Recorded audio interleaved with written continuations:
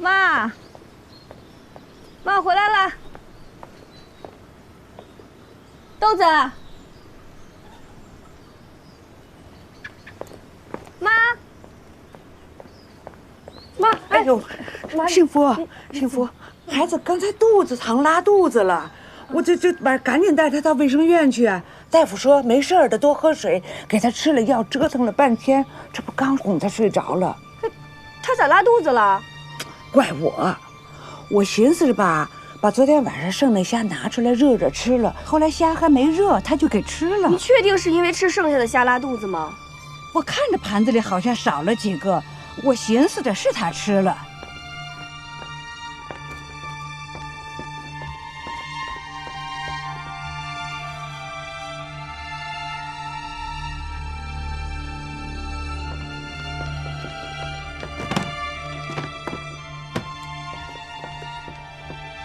不大烧了，大夫说了就是拉肚子，不拉了就好了。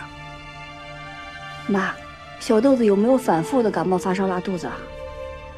嗨，那孩子长大，小病小灾的不是常事儿吗？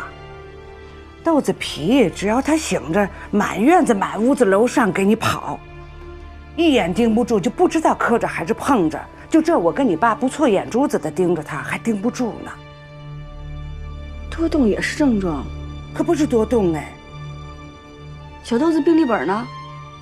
在抽屉里呢，都在那儿，单子啥的。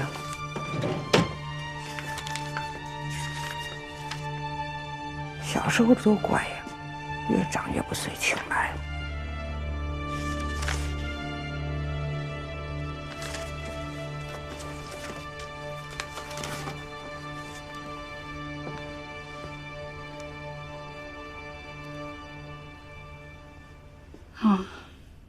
不是要紧的。小豆子，小豆子，来醒一醒。哎呦，妈妈干嘛？我要睡觉。别睡了，妈妈带你去心理医院。啊？大夫说了，刘大夫说没事了，咱吃了药了，多给补水，过2天就好了。一开始都不重视，全当成普通的感冒发烧来治，全给耽误了。妈，您回头跟庆来说一声，我就不回来吃饭了啊。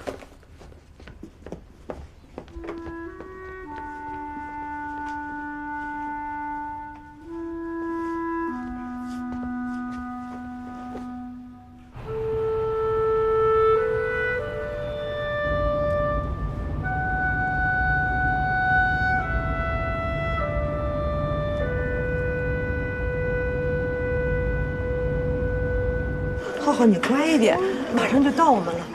浩浩，哎呀，你把妈妈衣服再拽坏了，你看看。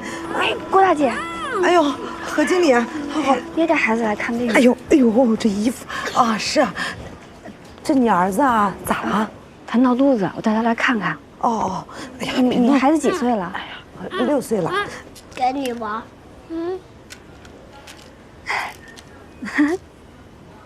哎呀，真好，来来来，坐。哎呀，你看你家儿子多懂事，多乖呀！俺家这个呀，就是个讨债鬼，脾气大得很，还总闹病。闹啥病呀？头疼、拉肚子，还总发脾气，就一天到晚停不下来。医生说俺孩子是这个儿童多动症。你有没有给他抽个血，查查血铅指数超不超标啊？抽血啥超标？就是血铅，严晨儿子得那个病。不会吧？我听专家说，说这个血铅中毒也会造成孩子多动症、脾气大、烦躁，还会伴有攻击性行为。何经理，我咋听着你说的跟俺孩子有点像？那你的意思说，他中毒了？哦，那不是，是因为我带孩子来也是要查查他血铅有没有超标。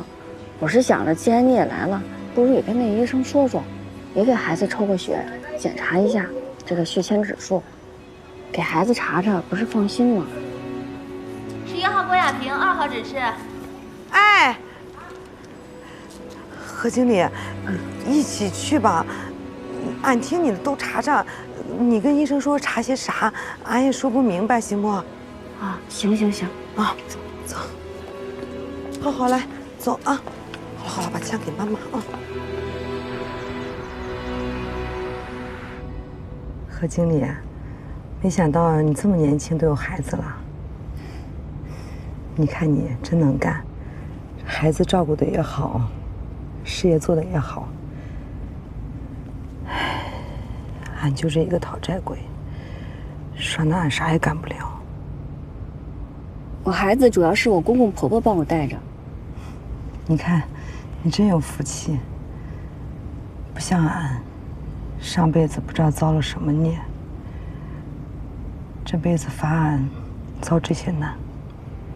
俺是山东人，跟着老乡来这儿打工，后来就嫁到村上了。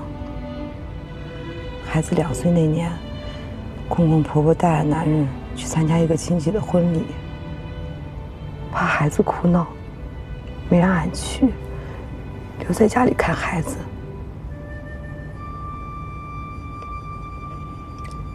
谁知道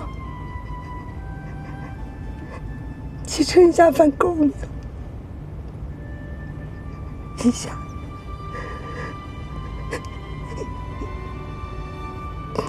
一下子人全没了。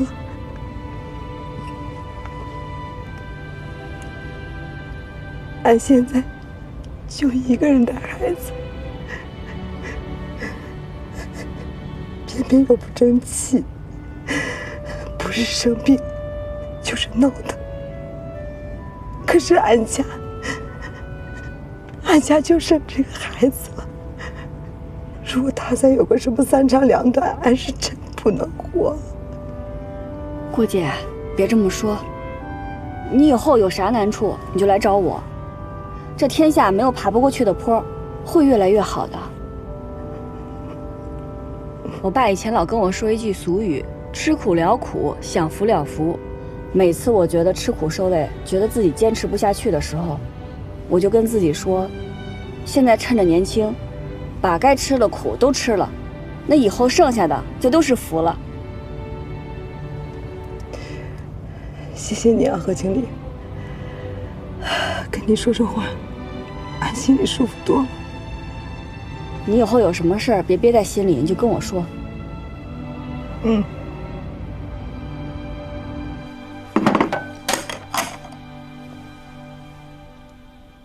人老了，没用了。人家不嫌弃，你自己都嫌弃。说给你们带孩子累就不说了吧，就那份操心，那是人遭的罪吗？哎呀，整天的千小心万小心的，就怕出点差错落埋怨，就这还躲不过呢。往后你们自己带孩子，我不管了，带好带坏是你们自己的事儿，反正我落不下埋怨。哎呀，行了，少说点吧。我们回来了。哎呀，看我们这好福气，正赶上吃饭。奶奶，奶奶，小豆子，走，先洗手去。妈，怎么了？出什么事儿了？我吃好了。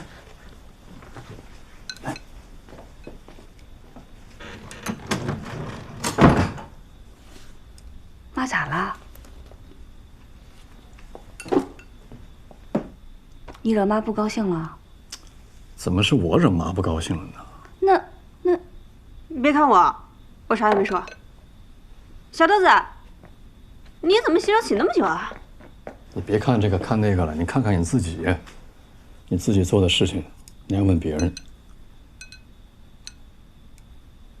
我做啥了？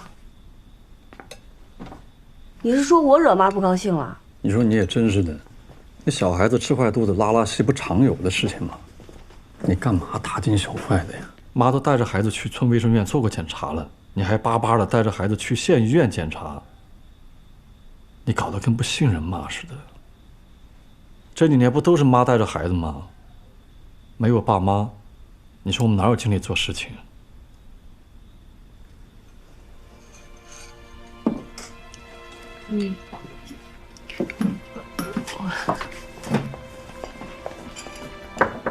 妈，妈，生气了？别生气，我真不是有意的，我当时也没想那么多，我没有要怪您的意思。您和爸带孩子辛苦，我知道的。以前孩子也拉过肚子，你咋没这么多话呀？你现在就是挣钱多了，不把我们老的放眼里了。妈，真不是，我是怕孩子血铅中毒。中毒？我是孩子他奶奶，我还给孩子下毒啊？怎么了？谁中毒了？妈，您错怪嫂子了。嫂子说了，事情查清楚之前先不要告诉你，怕你们瞎担心。不是，到底出什么事情？赶紧说啊！这不更担心吗？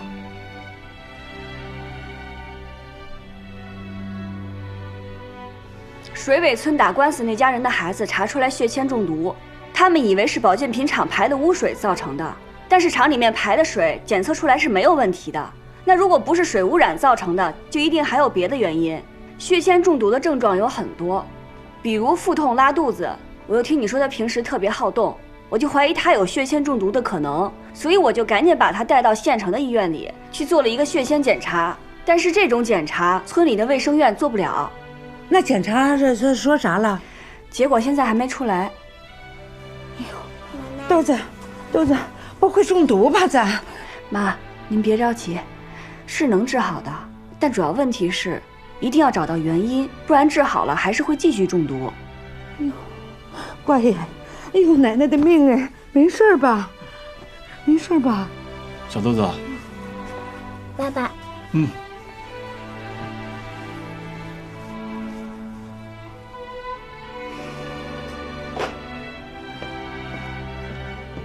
小豆子，来，把药吃。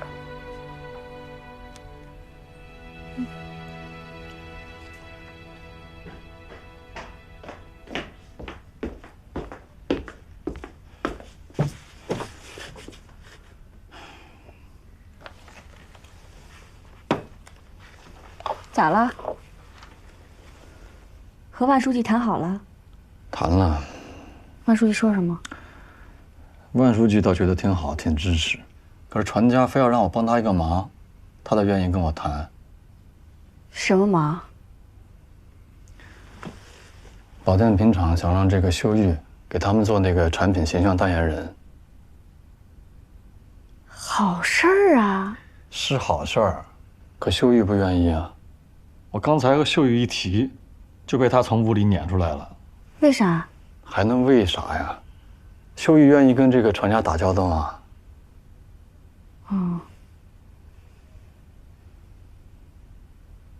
那回头我找秀玉聊一聊。你别回头啊，要不你现在就帮我跟他聊一聊，我可等不了。行，我现在跟他聊去。啊，去，你好好跟他说啊。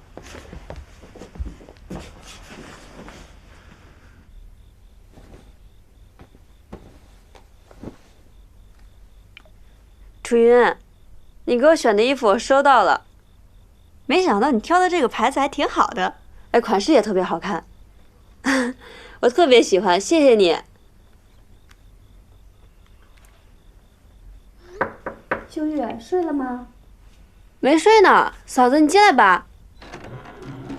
秀玉干啥呢？啊，楚云帮我选了几件衣服，说后面拍摄的时候穿。秀玉，嫂子听你大哥说，保健品厂想找你做产品代言人，你为啥不去啊？懒得理他们。哦，嫂子理解你的心情，但是我觉得给这产品做代言是一件好事啊，你不去那还挺遗憾的。有啥遗憾的？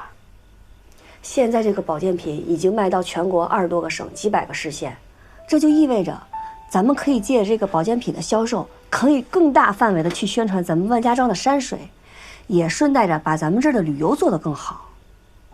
其实大家都是一体的。我之前就想着跟集团建议，他们每年砸那么多广告宣传的钱，不能只是光做产品，更应该去宣传咱们万家庄的山水，把人文融进去。消费者对文化认可了，更会提升对产品的认可。那你就不光只是为产品做代言，也是为咱们旅游合作社做代言，更是为万家庄做代言。这对你来说是好事儿。这都对别人好，对我有啥好的呀？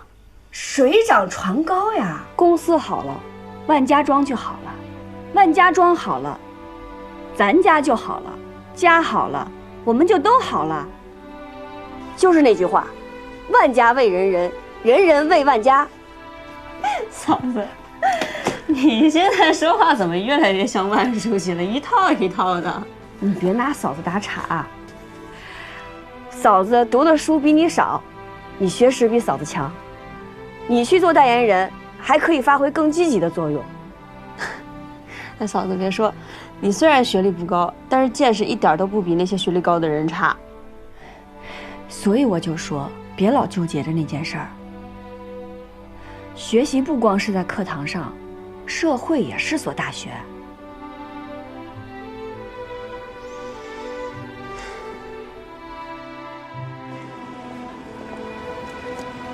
你的那个就诊卡。哦，好，这儿。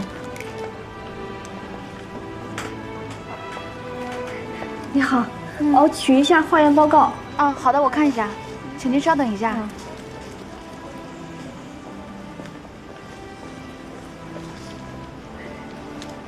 这给您。谢谢，谢谢。没事儿。这是你的哦，这是就诊卡。哦，好。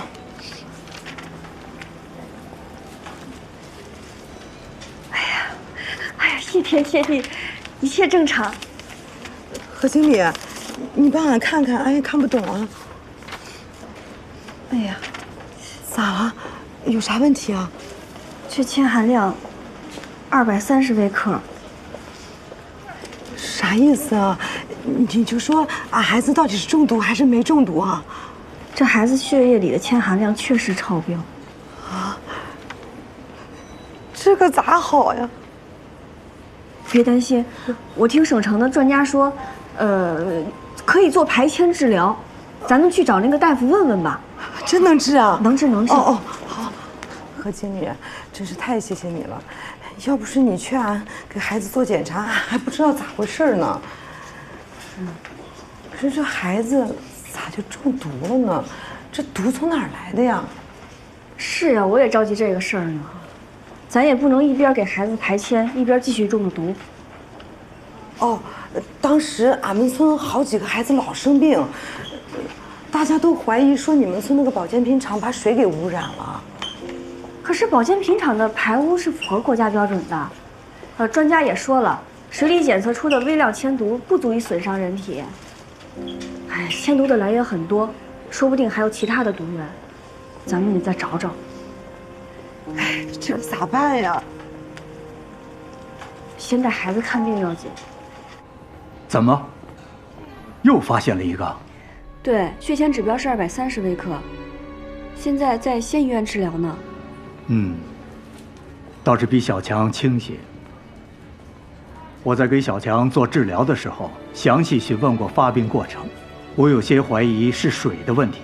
另外，他妈妈说那天他走得着急。前一天晚上，他心神不定的忘了给壶里加满水了。早晨，壶里的水在炉子上都快靠干了，就剩了一点，孩子都给喝了。如果水中含铅的话，经过长时间煮水，水蒸发后，剩下的水里含铅浓度就会特别高，很有可能会造成孩子的急性中毒。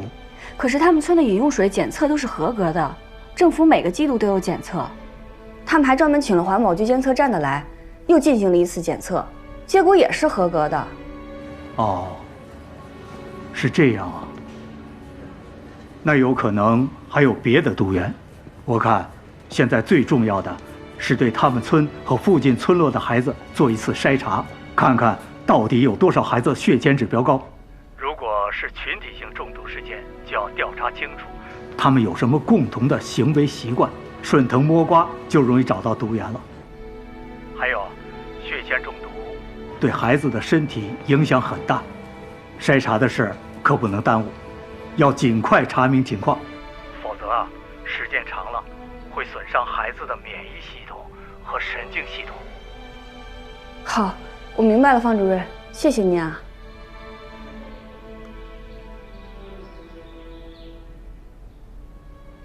你是说，找那几家老生病的孩子再查查？方主任担心是群体性的中毒事件，那如果是群体性中毒，那这事儿就严重了，必须得顺藤摸瓜去查清毒源，不能耽误了。走，俺陪你去。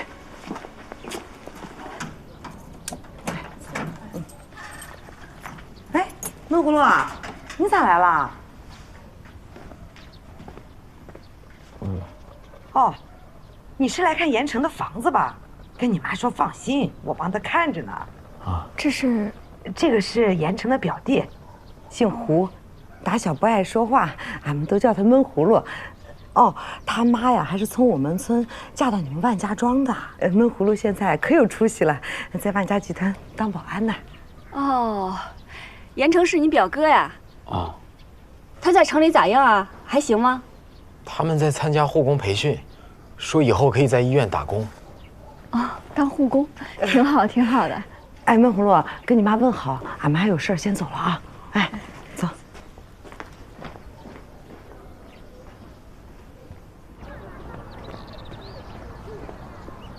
哎，何经理，啊，来了，主任。哦，哎，您回来了。哦，哎，幸福，你咋来了？是这样，郭姐家的孩子查出来跟盐城大哥家的孩子一样，血铅指数超标。我咨询过省城的专家，专家建议最好对咱全村所有的孩子进行一次集体筛查，因为这有可能是一次群体性中毒事件。群体性中毒？哟，你可别吓唬我，这事儿大了。这个我没吓唬您，这孩子血铅中毒是大事儿，真得重视起来。哦，是得重视起来。这光我重视，这没用啊！你说把所有孩子都得查一遍是吧？啊，这得花多少钱呀？是这样，关键咱这一合并吧，这财务都捅到万家庄那边去了，这我说了不算呀。我看这样，何经理，你找万书记去，找万能的万书记，找他解决。行，我回去跟万书记说。哎，是得重视。哎呀，这能行吗？能行，我跟万书记说一声。哦，你是说，这水尾村除了上回打官司输了的那家孩子有中毒，现在又发现一个有问题的？对。所以你就希望，现在给水尾村所有的孩子，都做一次筛查。你们家小豆子有问题吗？小豆子没事儿。哦，幸福啊，是这样啊，就这个事儿啊，我也打听过，有很多原因都可能造成孩子的铅中毒，不一定就是污染造成的。你看官司都打赢了，孩子们没完没了的，这什么意思啊？万书记，你误会了，筛查和案子没有关系，筛查是为了要查清楚，到底是个别现象还是群体现象。如果真是群体中毒，那咱就要尽快查清楚毒源了。幸福啊，你看这个事儿能不能先缓一缓？啊，不，倒不是钱的问题啊，主是忙不过来。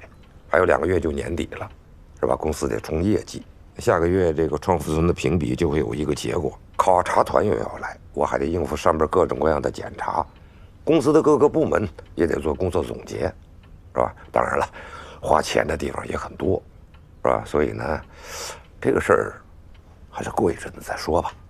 凡事都得有个轻重缓急，你说呢？行，我知道了，那我再想想别的办法吧。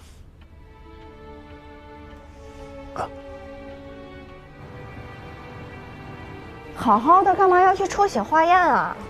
就是看看孩子血液里的铅含量是不是也高。盐城家的孩子和郭大姐家的孩子血铅含量都高，铅中毒对孩子危害很大，所以我也建议你们去查查。啊，好，好，我知道了，知道了。看着孩子这淘气，你是觉得我们这个大孙子也会中毒吗？哦，奶奶，这得查了才知道。哎呀，那不费钱吗？乱花钱。这怎么是乱花钱呢？查了心里踏实。要是没事最好，有事儿早点治疗。哎呀呀，我知道了，知道了。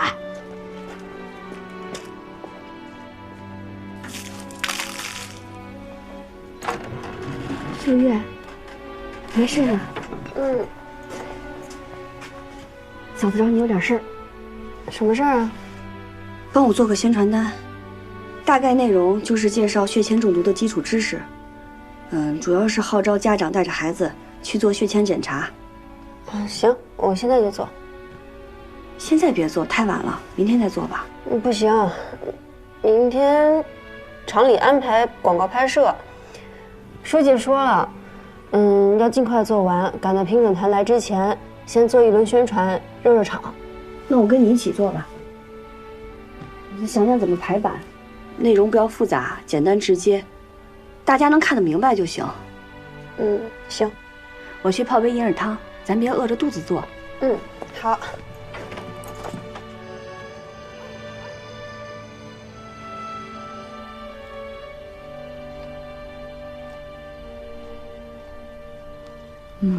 这么排版能看清楚吗？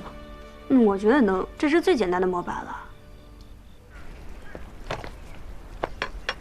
刘老师，给孩子们筛查血铅指标的事儿不能再耽搁了。这是我们做好的宣传册，你带到学校去，给孩子们发一下，看看有没有家长愿意去做筛查，统计好告诉我，我好联系县医院，到时候带孩子们一起去做筛查。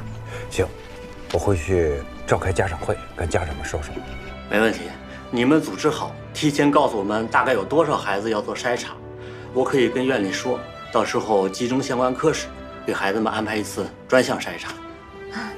好，谢谢张主任。不用客气，都是我们该做的。比如说，如果孩子有什么烦躁啊、多动啊，然后有一些暴力倾向呀，都是很难察觉的，还是要抽血检查是最保险的。大家有要去医院检查的话，在这儿把姓名、电话号码记一下啊。对，我最终还是要说，给孩子抽一次血，做个血铅检查，心里才会踏实。慢点啊，慢点，往后面坐，往后面坐啊。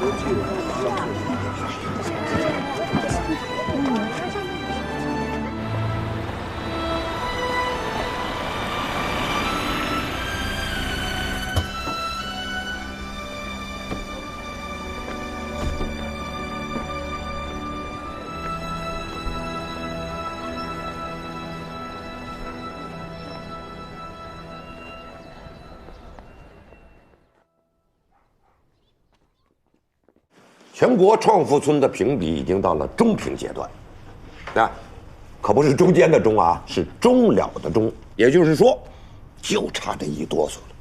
咱们一路过关斩将走到今天不容易。下周，评审团就要来我们万家庄啊参观考察，给评审团留下什么样的印象啊？对于我们能不能拿到这个称号至关重要。所以呢，我希望大家要把你们那个1亩3分地儿啊，收拾收拾利索啊，弄弄整洁，啊，别让人觉着我们农民不讲究。还要把你们各自的工作都理理清楚啊，人家问起来，咱得能说出个子丑寅卯来，别到时候结结巴巴的，连1、2、3、4都说不清楚，是吧？总之一句话，就是要让评审团看到我们万家庄人的精气神儿。谁都不许掉链子，到时候谁要是掉了链子啊，给万家庄抹了黑，拖了万家庄的后腿，那就别怪我万善堂事后翻脸。放心吧，王书记，我们绝不会掉链子。是，哎，这就对了。那么下面就由裁量给大家具体布置一下各部门的工作重点。我已经通知2家了。哎，好，放心吧。哎，婶子，你干啥去？我正要找你呢。哎呦，啥事儿啊？回头再说吧。我先到镇上买点东西，一会儿就回来。别买东西，你派别人去。你赶紧通知各家民宿，派个能管事儿的到咱们社里开会。啥事儿这么急？好事儿啊！评审团要来咱村里参观考察，民宿和旅游服务也是重点，这是咱村里的头等大事。万书记说了，谁要是敢掉链子，他就跟谁翻脸。你现在是副理事长，各家各户盯紧点，咱合作社可千万不能掉链子。哎呦，那是，这是村委会下发的通知书，你多复印几份，下午开会的时候发给大家。哦，行，那我先去了啊。你去吧。喂，哎，秀玉，啥事儿？嫂子，镇小学的刘老师找你，问你啥时候回来。我马上回来，你让他等会儿我。哎，好。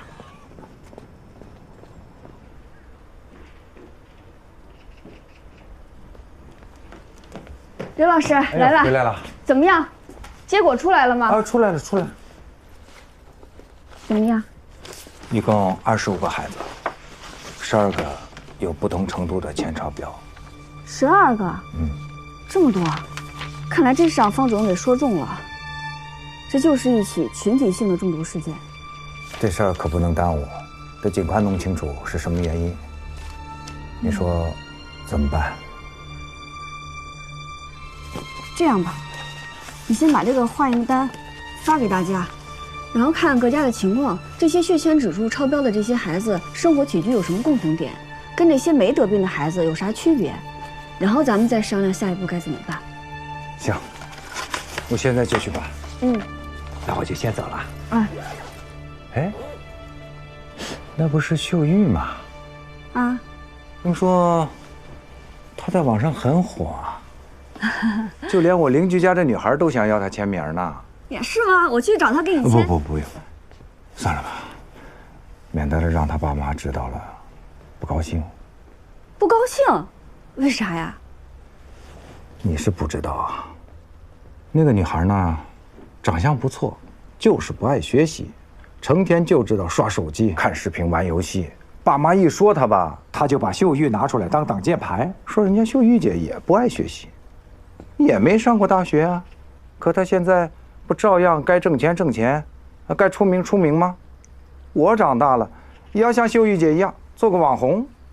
一句话，怼得他爸妈哑口无言。那秀玉没上大学也是有原因的。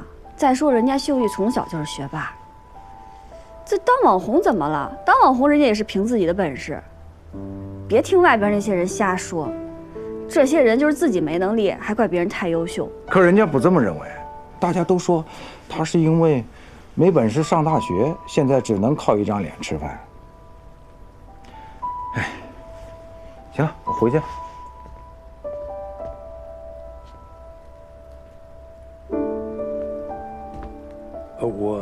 那我走了。秀玉。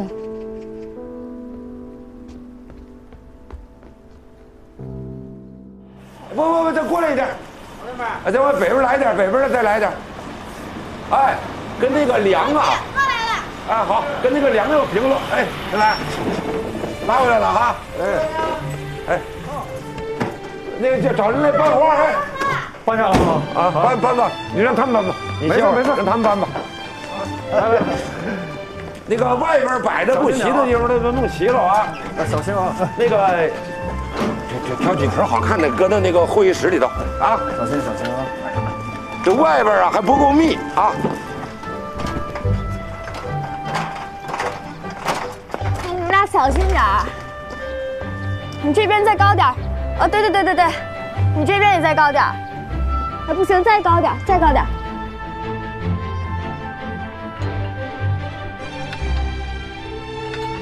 幸福姐，哎。过来看看，这个横幅这么摆行吗？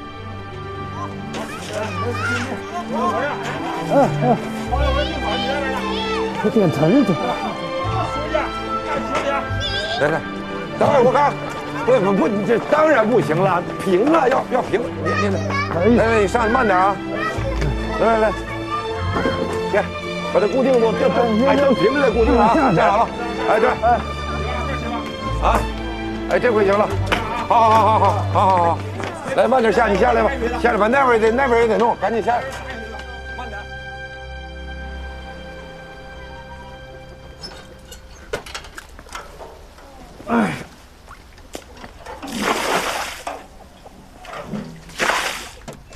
哦，那这么说，那些得病的孩子和没得病的孩子，除了住在河边和不住在河边这一点，并没有其他明显的不同。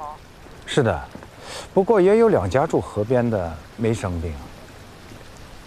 幸福啊，现在都是人心惶惶的，大家都很着急，都想尽快搞清楚到底怎么回事。我也想知道呀。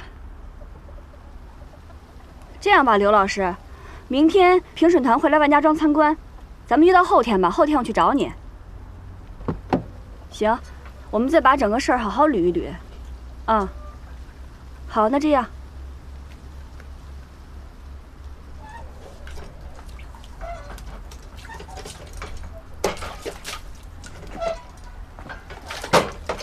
庆来，你这是在干嘛呢？哎呀，那个村里通知让各大户把那个什么家里弄干净，说不定那个考察团会过来看看。我先用这个井水把家这个院里冲冲呀，这自来水太费水了。我在给小强做治疗的时候，详细询问过发病过程。他妈妈说那天走得着急，小强就喝了一点水。我有些怀疑是水的问题。可是他们村的饮用水检测都是合格的，政府每个季度都有检测。那有可能还有别的毒源。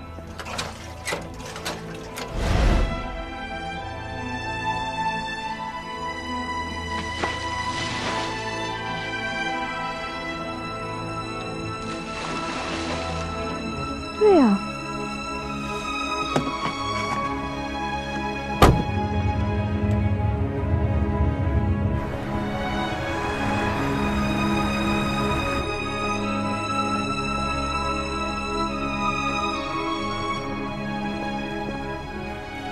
郭姐，郭姐，哎，郭姐在家吗？哎，咋了？你家喝井水呢？啊，喝呀。那严成大哥家呢？也喝井水吗？是啊，他家也喝井水啊。那其他那几户呢？那几个孩子血铅超标的那几家也都喝井水吗？应该是吧，俺也不太清楚啊。这现在各家各户都装了自来水，干嘛还喝井水啊？嗨，哎呀，这自来水不是花钱嘛，能省则省。再说了，大伙这么多年都喝着井水，也都习惯了呀。这次筛查，住在河边有2户人家的孩子血铅指数正常，人家是不是不喝井水啊？哦，你说那2家，俺知道，他们2家条件挺好的，估计也不会为了省这几个钱。这毕竟自来水还用着方便哈。何经理，你是说这井水有问题啊？我也只是怀疑，还是得请监测站的李老师给这井水取个样。哦，你说的有道理。我们去的时候啊，只是按照村委会的要求，取了河水和自来水的水样。那您看，您能不能尽快再来一趟，再给井水取个水样做个检测？哎呀，这个我们现在正在集中搞这个水质普查，工作特别的多，怕给你安排不上呀。那不行呀，不能再等了。现在已经查出来有12个孩子不同程度的血铅指数超标。什么？12个？这么多？还都是孩子？哎，何经理，我跟你说啊，这个就属于群体性的中毒事件了，你呀得马上给环保和疾控等部门报告。好，那我也向村委会报告。这样，何经理，我把这个情况呢也抓紧给我的领导报告，争取把你们这个事儿啊安排到明天的工作计划里边，我亲自去。那太好了，谢谢您啊。明天呢，希望你亲自在现场给我们安排和协调，因为工作特别多，不能耽搁，只能给你们1个小时时间。要是耽搁的话，1天的工作计划那都得往后延。行，那明天几点？这个时间还不太好说。明天我们好像是有6个地方要去采样，是吧？对。这样，何经理，明天怎么方便怎么来。我去之前啊，给你打电话。你记住啊，千万不要安排别的事儿。好，那我等您信儿啊。好好好。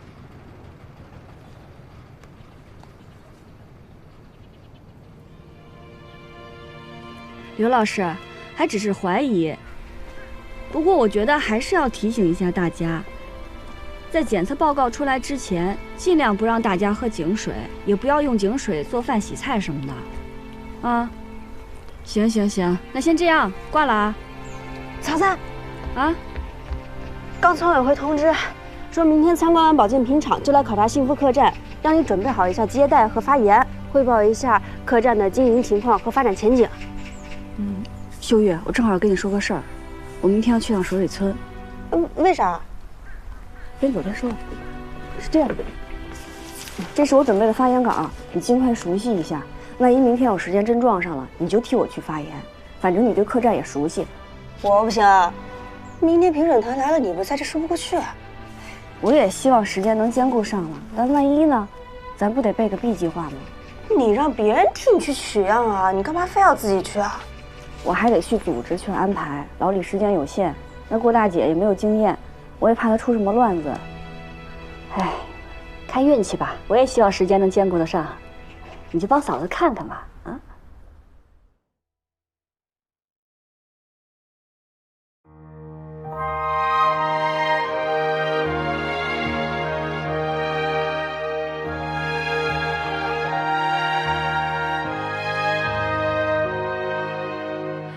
也许你人生残破，也许失望让你沉默，还要勇敢地走，继续倔强的活。谁能阻止你用力去生活？也许理想已斑驳，也许命运略显坎坷，还要勇敢地走，继续坚强地活。谁能阻止幸福开出花朵？就算命运注定曲折，我绝不退缩，跌碎的梦再一次的重生，不登高山，不知天之高，不离深渊，怎知地之厚？别人说用全力拼搏，